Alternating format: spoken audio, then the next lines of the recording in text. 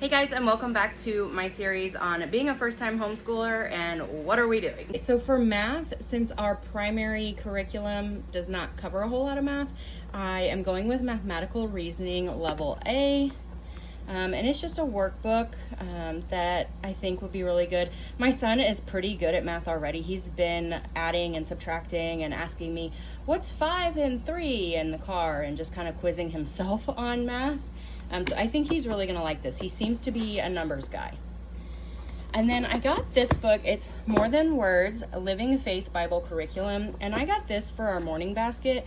I'll do a more in-depth video on this later once I have everything put together for the morning basket. Of course, I got myself a homeschool planner because I live, breathe, and die by my planner.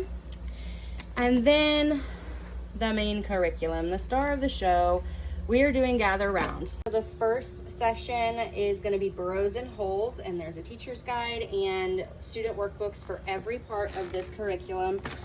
And I'm really excited about this one because it ties into a lot of things that my son is already interested in.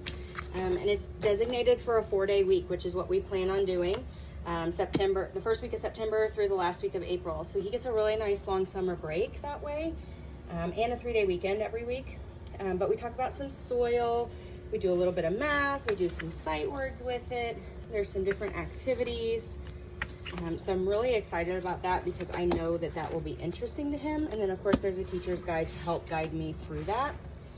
And then the second section is called At the Pond, which again is something my son is super interested in. He loves going down to the pond and fishing on our farm.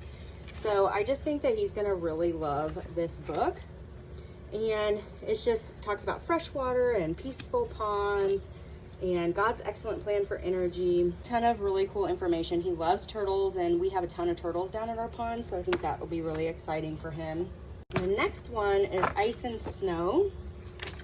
And Miles is really into polar bears, and so I think he's gonna really enjoy this part of it. And then we will finish up the year on the Savannah, which he has been really into Lion King, and so I think that'll play in really well.